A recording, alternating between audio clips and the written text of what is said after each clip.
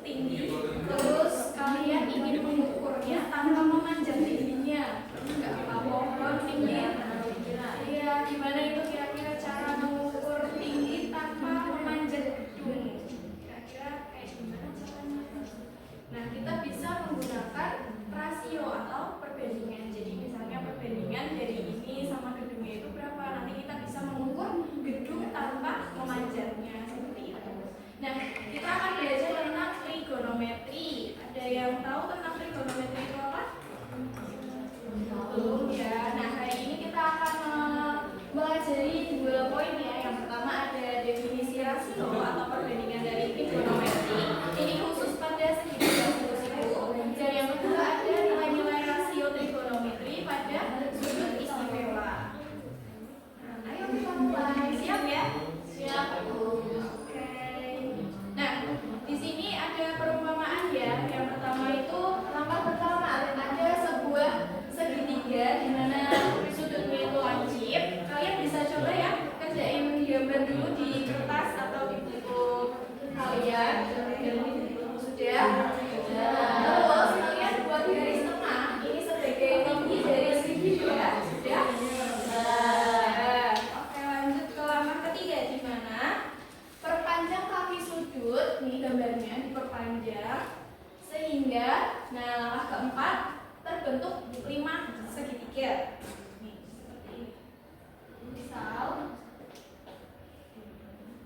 di sini ada sudutnya, terus ada ini kan 1 segitiga, ini 2 segitiga diperpanjang 4 segitiga, 4, 5.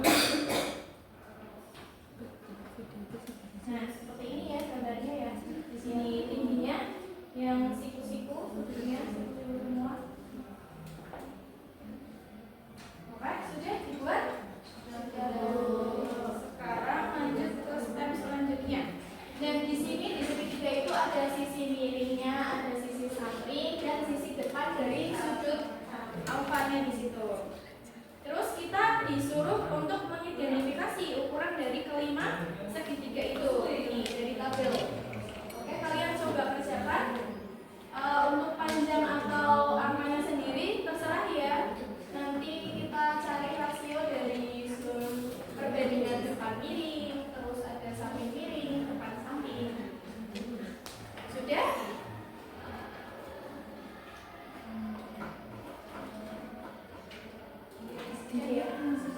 Oke, rasionya udah ketemu. Gimana rasionya?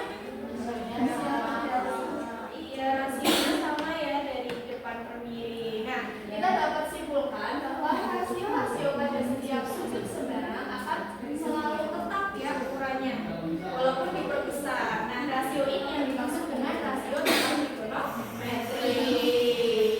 Nah, kita lanjut ke materinya. Nah, rasio trigonometri itu ada banyak. Ada sinus, sinus, sampai nih. Sinus, sin depan per miring, cos samping per miring, tan depan per samping. Ya. Terus ada kebalikan dari sin. Di sini ada kosekan miring ke depan, terus sekan kebalikannya dari sin. Sekan yang tengah berarti kebalikannya dari cos, terus tan yang kebalikannya dari tan, di samping per depan. Nah, di sini ibu punya contoh. Di sini ada segitiga siku-siku ya, karena ada sudut siku-sikunya di situ. Terus soalnya itu untuk menentukan rasio dari trigonometri sudut beta misalkan mana ya?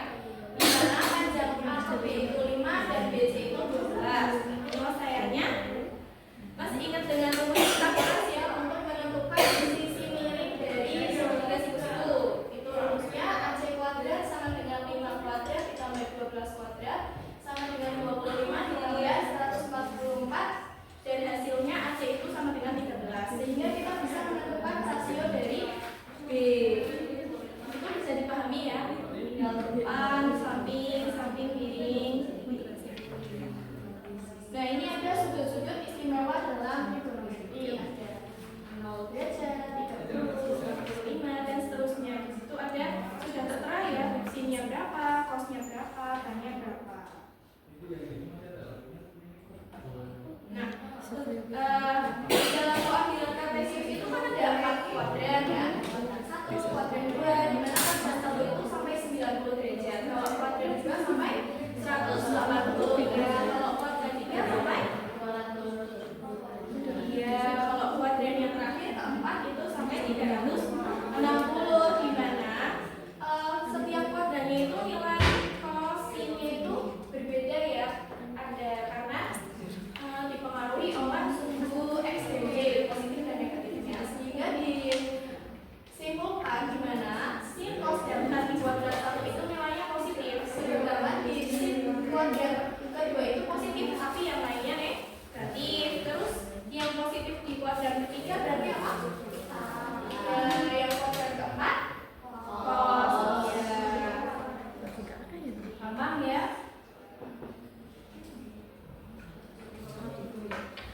Nah, selanjutnya kita akan kuis. Aku akan berikan soal kuis untuk kalian. Ini secara kelompok ya. Jadi sini kelompok 1, sini kelompok 2. Nah, yang sebagai ketua bisa angkat tangan untuk menjawab gitu ya. Jadi Mbak Isma sama Mbak Desti. Oke? Sudah siap? Nanti untuk jawaban yang benar Ibu kasih poin 1. Sudah ya, nomor pertama.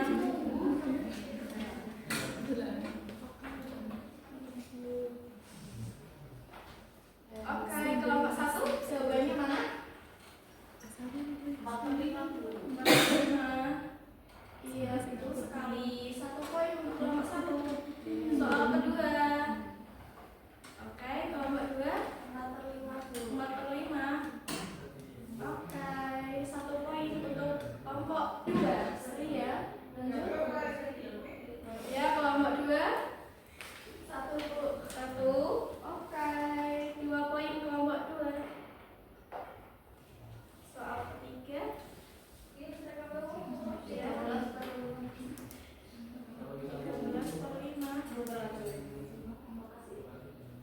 Oke, tidak apa-apa ya.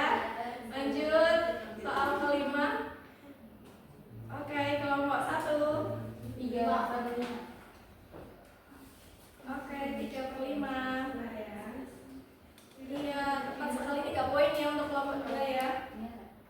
Lanjut soal ke-6. Oke, kelompok 1 Akar 3/2. Akar 3/2. Kurang tepat ya. Jadi nilai 30. Terus soal selanjutnya 4/5.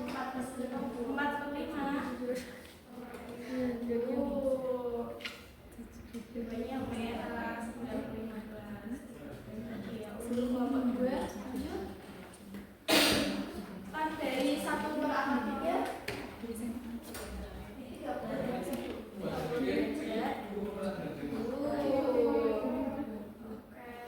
Empat poin untuk kelompok 2.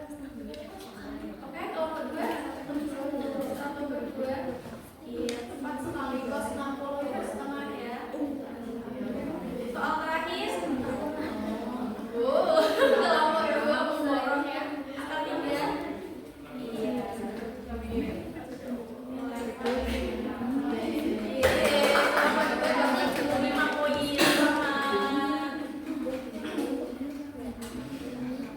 Ada yang masih kesulitan sama soal yang kuis gitu?